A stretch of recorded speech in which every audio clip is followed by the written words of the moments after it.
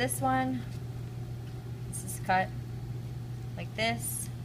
What you do, decide right or left. So left is the bigger myocardium, larger ventricles. Right? So name this chamber is ventricle or atrium. So name this chamber, left ventricle, right ventricle, right ventricle. What are these fun little things? Chordae tendineae. Now, let's just look at one side. So, we're on the left side. What's this? Interventricular septum.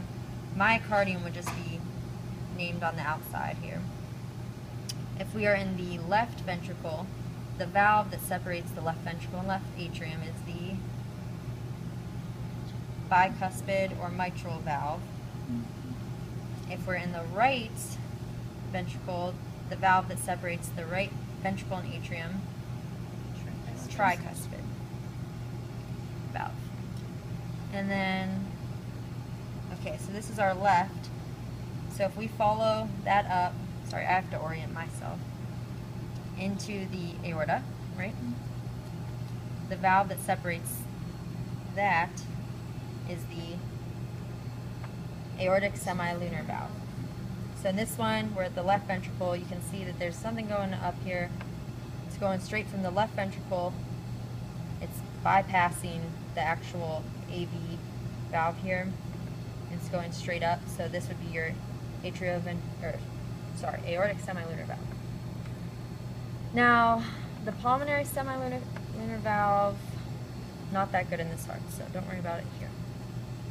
The aortic semilunar valve, as soon as you go to it, there's going to be a little hole right above it, and that would be your coronary artery opening. Okay. This is not the best cut. I probably wouldn't ask it in this one. This one, however, so orient ourselves, left, right, left. Okay, so this is our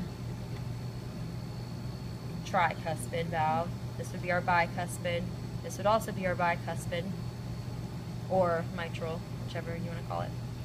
So this is our left ventricle. We go straight up into the aorta here. So this valve is the aortic semilunar valve. Now this one you can actually see the coronary artery opening. So this butterfly cut is more likely to be the aortic semilunar valve. And then atrium. Okay. So again, just orient what side you're on. We're not going to go through every single structure every time for each cut. This, a lot of times, well, you can see the outside structures. What we can do here is we can stick pins in to hold this open. We can ask you, name this chamber. What would this chamber be? Left ventricle. We can see the chordae tendineae. That's been asked on this type of cut before. What's this cut is really nice for is, well, the right ventricle too, the right chordae tendineae. And this is our pulmonary trunk, right? So the valve, trying to figure out how not to get in your guys' way to see this. So you can see the pulmonary trunk here. You can see this is the right ventricle. So what's this valve?